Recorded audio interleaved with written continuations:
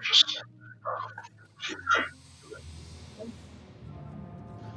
rope trick, the way I describe the rope trick is it's nothing more than an tourniquet. And I explained it to them, I even demonstrated it to them. We cut off the air. So if you're going to kill somebody, you just put it on their neck and twist it 3 times or 4 times or whatever. They'll first stop moving. So he was doing this to rob peace, twisting it to a cigarette.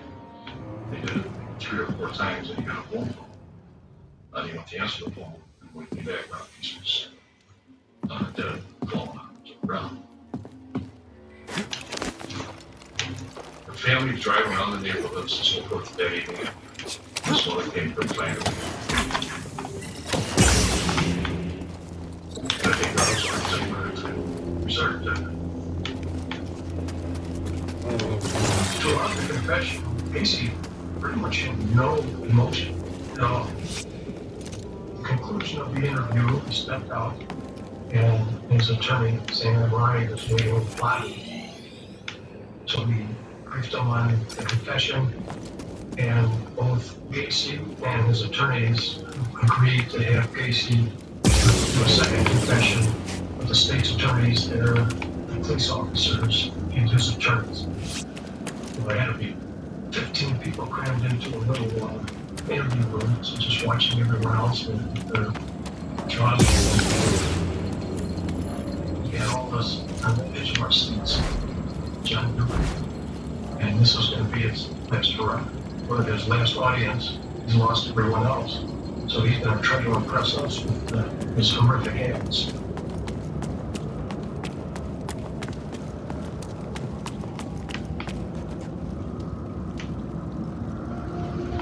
It was a nightmare. Sam Cameranti is a criminal attorney called me. And he told me that John had been arrested for suspicion of murder. Of course, 2 o'clock in the morning, you're not even awake, and you're hearing this. And I said, to Sam, I said, can I call you? He said, for just a minute. And I was like, put him on the phone. John, did you kill somebody? And he uttered, He didn't say Cal, have you found the tomb? That's Close, exactly but how he got a little uttered. sidetracked. And He's it was at acting this strange. point, He we swears he thought saw he was someone a outside the person. mansion. That could We be didn't getting. want him to kill everybody Pretty else sure that's who he is. Are you alright? I'm not seeing things, so yes. I'm coming out of a Night Brother village When I now. watched the news, Hoping to get back on track. I just cried. Sounds like you're handling this. Yeah, BD and I got this. At the hearing, police said Casey has confessed to the Peace murder. Meanwhile, investigators have started to dismantle Casey's house and garage as they continue to search for other bodies in this quiet suburban neighborhood. But the next day, the 22nd of December, it was a fever. Reporters every step of the way, cameras all over the street, authorities going in and out of the house. I mean, it was a buzz. It was one of the biggest stories Chicago had ever seen. People were glued to their screens watching our coverage. Here's what it looked like last night when we were here, starting at about 11 o'clock as the search was beginning. Why are we here? Can't say anything. You can't say anything. The state's attorney's office advises not to say anything. An adversary! Move forward! We blocked off the street I will not on be the sides of deterred. the house. And there was people very morning. Fear. Great scope. They just stand around. 3, 4, 5 deep. And a couple hundred people that just watching the house. Death is coming for You you. pretty much stay at the house all the day. It's my job to do this. Just go on and keep living. Keep going. I'm using literally tactics. Literally using the tactics in trying to justify because there's always a possibility of a All will so you fall can't use a shovel or something. And with that, the medical examiner disappeared into what he called the incredible maze that was a crawl space, and more recently had been a mass grave under John Casey's home.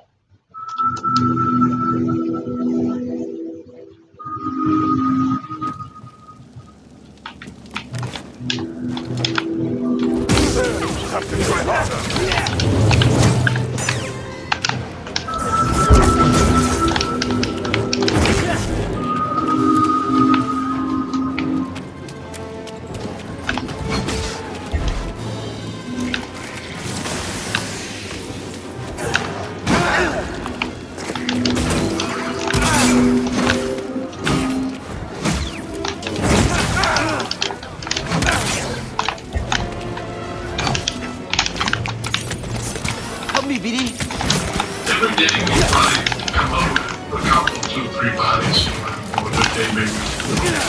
And once you got your body, then you dug out, then you take it.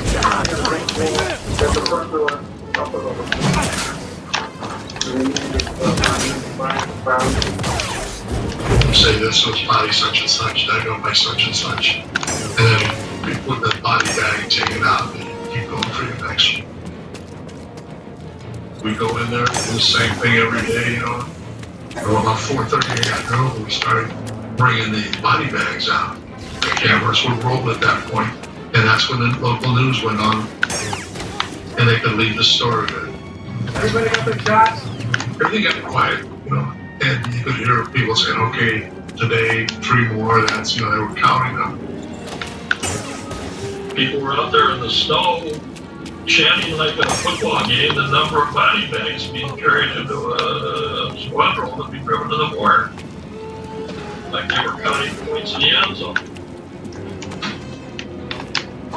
It turned into a circus, an amazing spectacle to this reporter. People bringing brown bag lunches, others lifting up small children so they could see the sheriff's officers dumping loads of mud in the driveway, mud that had been part of a grave. And when the people got tired of looking at the house, they could take pictures of each other. See, I was there, where they found the bodies. During the time that we're recovering bodies, we don't find Robbie's. So his parents, his sister, brother, they still didn't have his body. Not so bad. Robert Peace already gone for 10 days. This can't be him because these are bones already. Let's try harder. And so at that particular point, go back to Gacy. He's almost dead. I certainly never handled anybody else. John Gacy or We are that powerful, magnitude of the brothers. case. Went back to the conversation about peace, and you know, we didn't have a body. And on Christmas, we had been told Gacy was in the Iowa prison when his father died. That upset him a lot. So I brought that up to Gacy. I said, remember when your father died? Well, we've got family now in the Plains, and we'd like to give us a Christmas closure for lawyers, for the bodies. A little bit, and I said, well, I said, is he above ground? Well, where's he at? Try me, Jedi. He said, well, it's neither. Out on the I-55 bridge. Look slowly, That's brother. I honestly came from places. Just opened up the trunk and got man. Okay. There was nobody special deal on it. Yes, guns. One, wire, the roof. Got a perfect angle down here. Well, there's no room left in the crawl space. So we drove to the river. The bridge from which he threw the body was pretty high, and the current got pretty fast. Just kept moving and moving and moving. And so I didn't really have great confidence that we would be able to find Robbie's body. 36-year-old John Gacy, a convicted sex offender, has already been charged with the murder of 15-year-old Robert East. Police are searching a river for his body. By that point, we now know that Gacy was caught and laying out exactly where those bodies were buried. Gacy Will end you. for some reason recollected me. Back in the blind there for night. So we You got done. cannot break me. We had a good relationship. And they got hold of us and said Gacy wanted to talk to Larry and I. So Albrecht and I walked back to the cell block trying to get more information. Gacy called the police the burial grounds. And I said, I haven't been in crawl space. You gotta tell me where things are. He said, well, give me a piece of paper. And the only thing we had was a paid copy of this prisoner property receipt. And he drew a diagram, a rectangular shape of the house, which was the crawl space. And he cited another rectangle and with an X on it. He said, that's where the first one was buried. Then he put an N on top. And I said, what's that? He said, that's north. And then he started to make smaller rectangles. Some would have numbers in them. These numbers denoted how many people were buried in a particular grave or trench. He went all the way around the perimeter of the house, making these various locations where bodies were buried. And as soon as he got done with it, they reached and grabbed him because I wanted to have that as evidence. And it was amazing. His recollection of where those bodies were and where they actually did find the bodies was right on the money.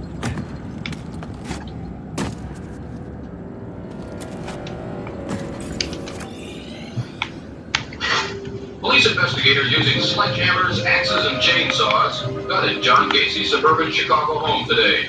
They have found bodies every place Gacy told them to look. Murder suspect has allegedly told police they will find the remains of 24 young men and boys here. I think everybody was numb at that time. It wasn't that we didn't expect to find bones. It was just in the number of bones. There were 29 bodies that were at the house, 27 in the crawl space, and one under the barbecue pit and one under the walkway to the garage.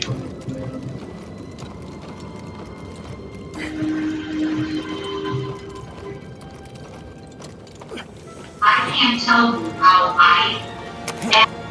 when I saw that they were under that house, I just stood there like frozen. I was always on there about the smell of the house. I couldn't stand it. It smelled like dead rats.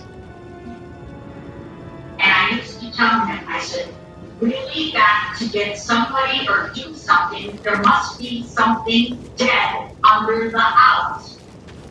He said, there isn't anything dead under the house. I said, yes, there is. I can smell it and I know the smell. That's something dead under there.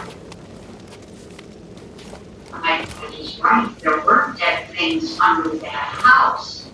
That just freaked me out. And the youngest girl at her bedroom, right there where that crawl space was. I couldn't get down in the crawl space that easy, and then I had to go back to begin with. You gotta crawl on your belly to move around in the crawl space. There was no way that I could have done anything digging down.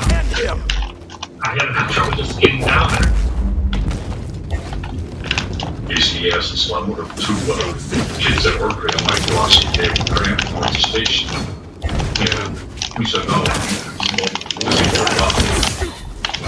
So what do you mean they're involved? They're about killings? And we said, no. They dug the trenches in the houses. Did they know what the trenches were for?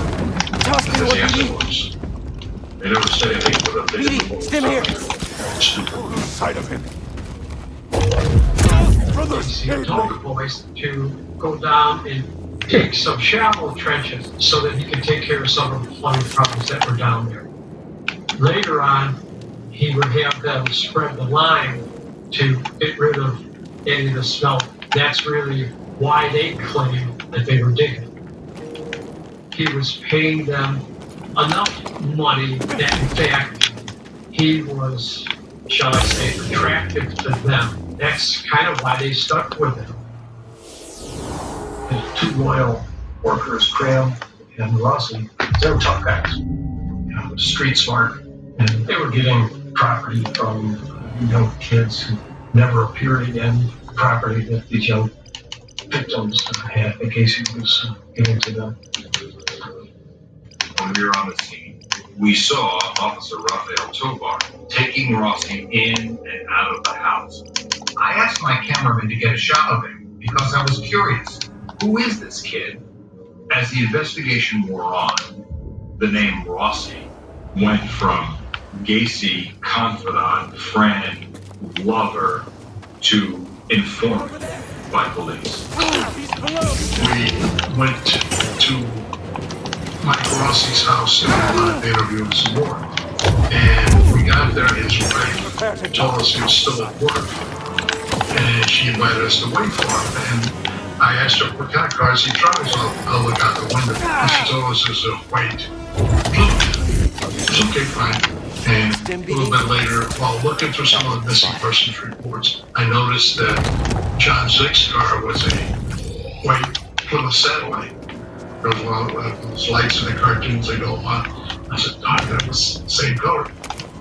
Then talking to Mike Rossi, we found out that he'd gotten the car from John Gacy. So we were able to tie John Zick to Gacy in that manner.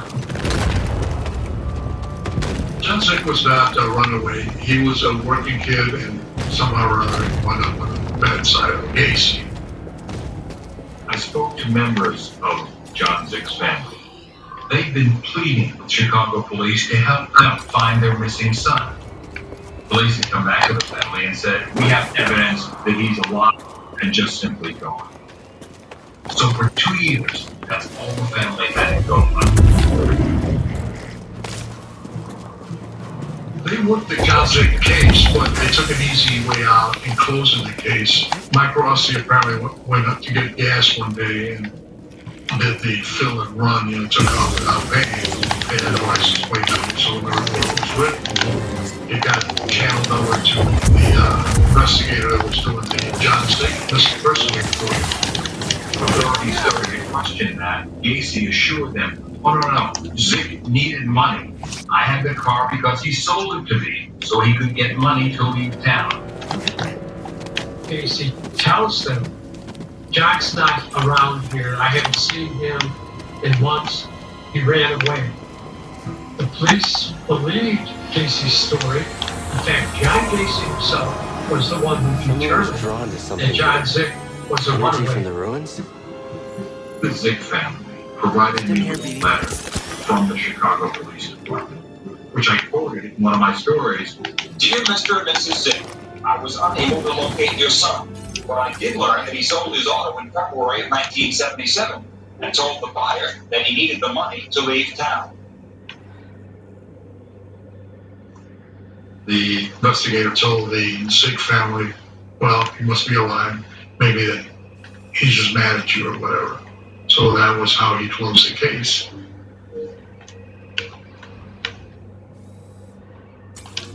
I used to have dreams that I would see him, and either he would run the opposite way or would just ignore me. So in your head, you're thinking that he disappeared because for whatever reason, he didn't want to be a part of the family. No sign of that old man. I wonder if the Knight brothers got him. I didn't see my brother's car again until on the news when they were at Casey's house. Good morning. We're watching the news every day. You see the car, and then you notice they mention the ring. I mean, with the initials that were in it, I already knew that it was his. So it all started to add up a little bit. They were just things that definitely put him there. It was just a matter of time.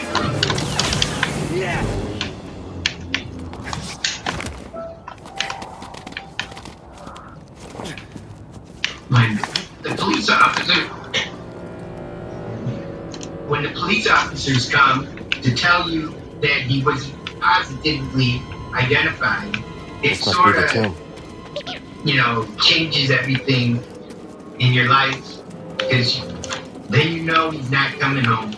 You get closure by knowing it had nothing to do with us. He got in with the wrong guy at the wrong time, and this is what happened.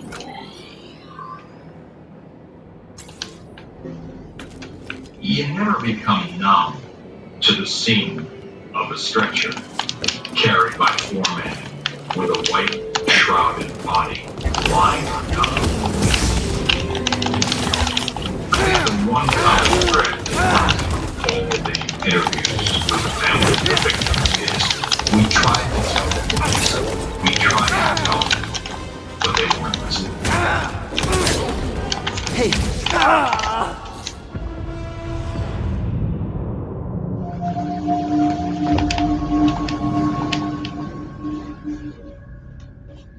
As I continue my research, I'm getting angrier and angrier as to why somebody didn't stop this madman before he started killing young men and boys in Chicago. Gacy's name came up with some missing person reports in Chicago. And Gacy had some kind of contact with the victims where they were working for. They want to talk about a job. Right through, brother. Gregory Johnson. You cannot stand against us. Gregor Johnson came to come and work for me in 1976. He came to us through Texas High School through a program. He worked for a Republican lumber company, and then he came to work for us. My brother Gregory was 17 in 1976, and he was a senior at Texas High School. We had a very simple family. We had dinner together every night. Those times were very simple, a very simple life. He didn't have a chance. Senior year, you had an option to have a part-time job, but still getting school credit, and he decided to get a job at this Republic Lumber, making, I think, $2.25 an hour. I remember him coming home and he said there was a man that came in, his name was Gacy, and he wanted to give me a job making $5 an hour. There's somebody daily $5 an hour cash versus $2.25. A kid at 17 is going to say, well, I'm going to go this route versus that route. He thought Gacy offered him a future. Prepare to die, Jedi. It was December 11th, a Saturday night. He was supposed to go to Gacy's house to pick up a paycheck.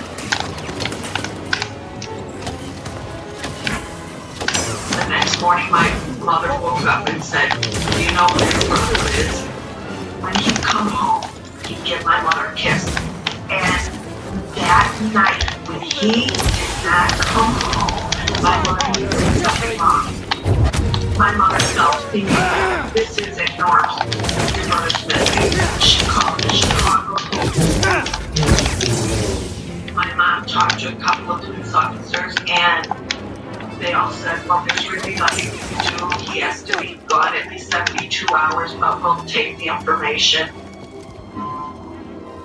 Sunday, they found the car in a parking lot. Bleeds for us. That was his pride and joy, his car. And to find it online, it was so out of character. My mom told them where he was working, but nothing was ever followed that we know of. Gregory Johnson, who worked for Gacy, disappeared in December of 1976, 2 years before the bodies were discovered under Gacy's home. I talked to Greg Godzik's mother, Eugenia, and she told me she'd gone and confronted Gacy directly. I called him up to find out if my work had called, and he said he did, and that he was going to come to work. And I said, well, did he ever come? He says, no. And I says, how do you know it was Gregory? And he says, because he had him on his tape, you know. And I asked him if you could play it back. He said, no, he erased it. My mother had my brother's time card. He said, can I have that time card?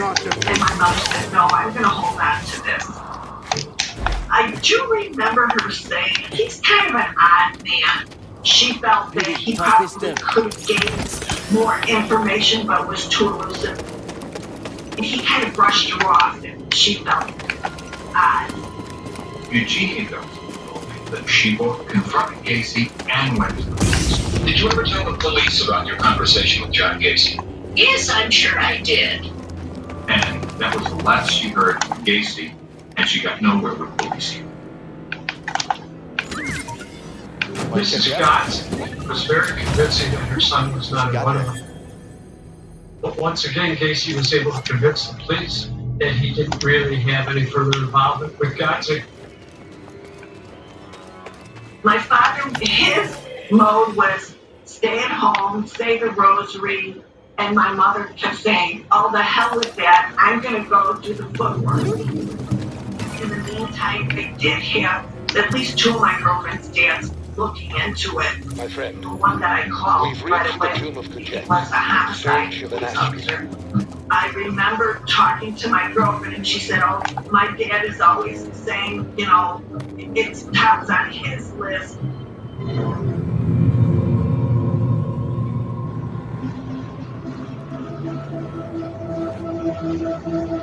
When the Whoever brother that was, the it's gone. story broke out 2 years after my brother had disappeared. My mother said, "Oh my God, Casey, that's the man that your brother worked for. This could be it." Shortly after that, we got a phone call from my girlfriend's dad. He said, "There's a case breaking. It's bigger than you can ever imagine, and there's many bodies. Be prepared." Gregory was 17 years Hey, old. Cal. Disappeared one night 2 years ago. Ready for a He had rematch one later? more time for Yeah, Casey. anytime. No estimate was last seen with Casey the night he disappeared. On the way to training? Nevertheless, Gregory's Always. mother still hopes he's All right, alive. then. I'll see you later. I really do want to believe it.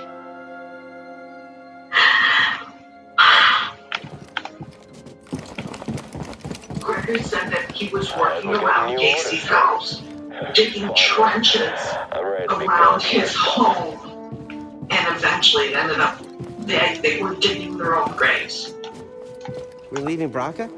Possibly. The 2 years that it took, there were so many opportunities for this It's okay. I believe it once Master DePaul says so. better than Hold what that it thought. was. Yes, my brother would have been a victim, but there would have been so many more young men saved. I feel sorry for those other families. They had to go through the same thing. Master DePaul? Every family I spoke to said they were reassured Master? by police that they were working. Do not keep me waiting. But in none of the cases did the police come up with any answers, explanations, or evidence. In Chicago, clout was everything. And the victims were voiceless and faceless and colorless. Young boys and men hitchhiking, looking for work, looking for fun, being approached by this roly-poly man who would promise them money, promise them jobs, and give them something else. Good effort. Remember, we make our own luck.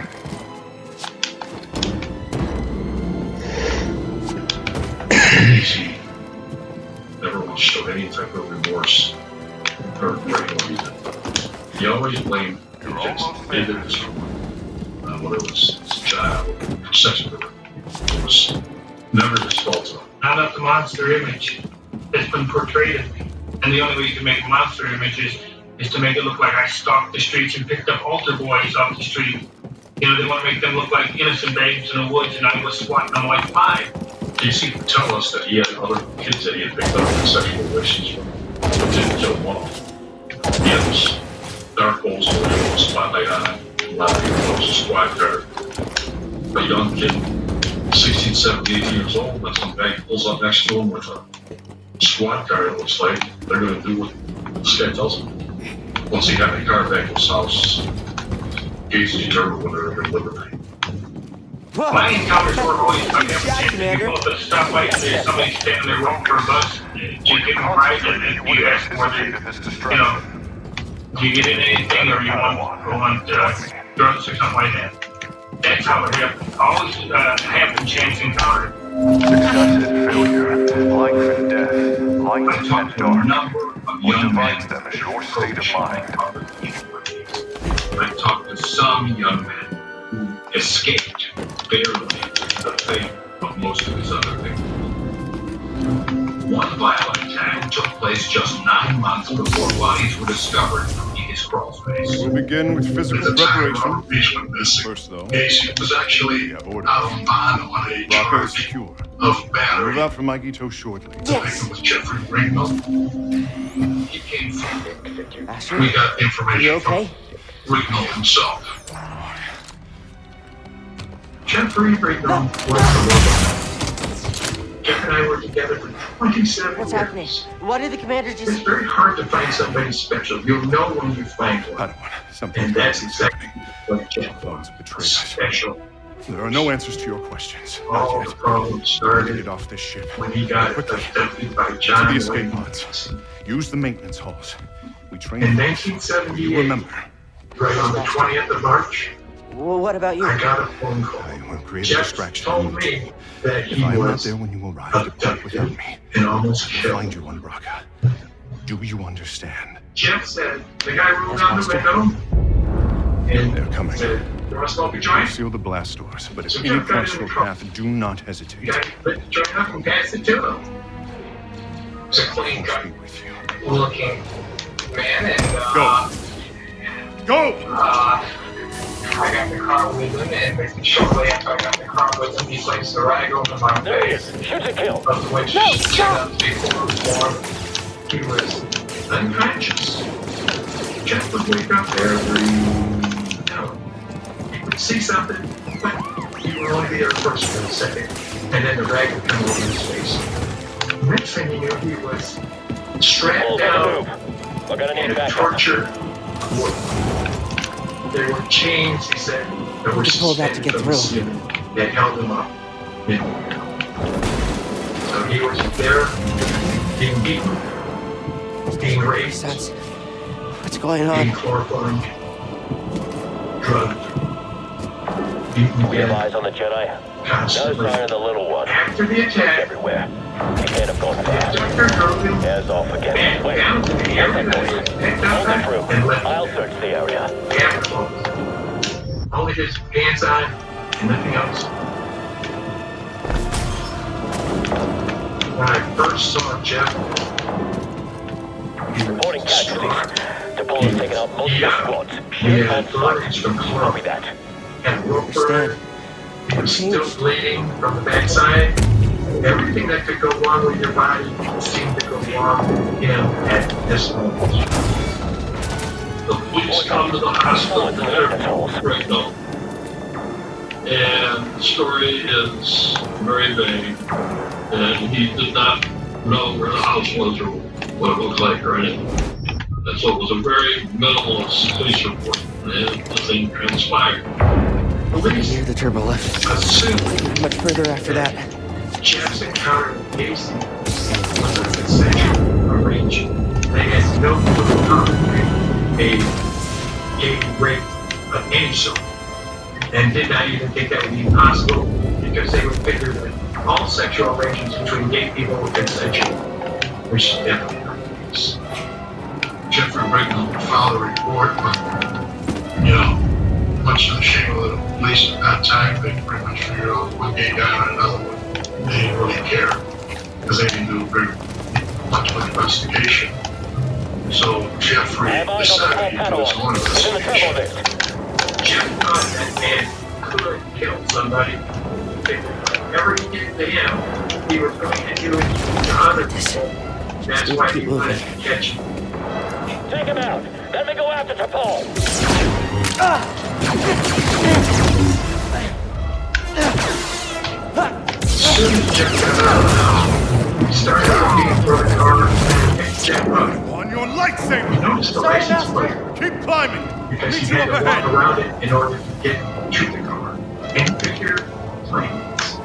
So he knew he was out somewhere in the vicinity of the airport. Since the police took the matter very, very lightly, and I felt that, it wasn't a light matter, I directed the car and sat where I thought I was approximately waiting for his car to come by. We went out every day we could, and then it's been probably 3-4 weeks.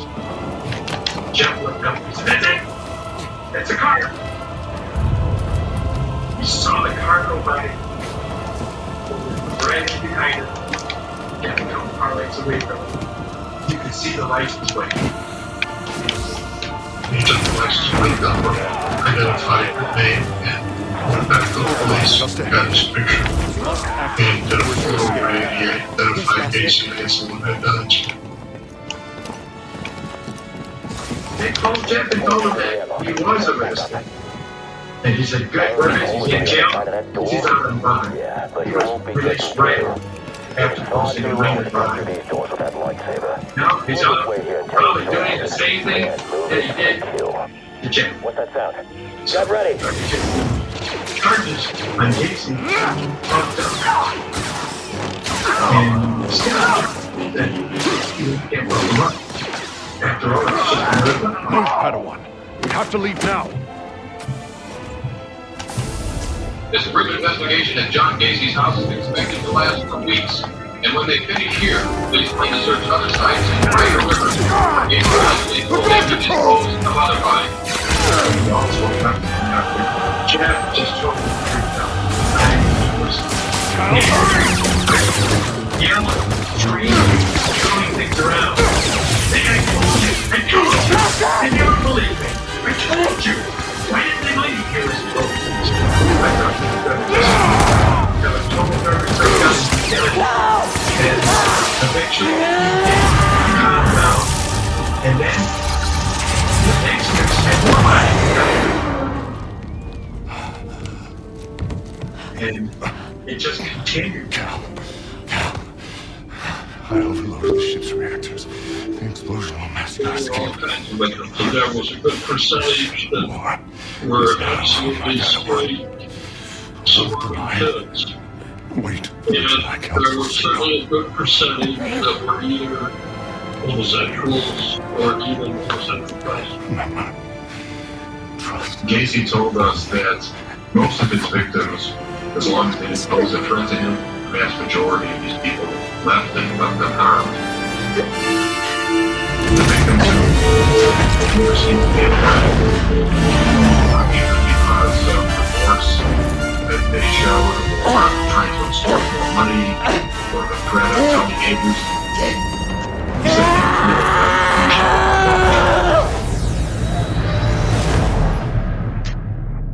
the fact that it appeared that many of the victims were gay young men, I think created a stigma. Gay men in Chicago back in the 70s were still kind of an iron class. And I think this might have been part of the reason why Gacy was able to get away. It is time for I instruction. think it affected the way it was reported and the way it was treated by the law enforcement. It was a very difficult thing to report because I didn't know what the parents and family members of these young men knew.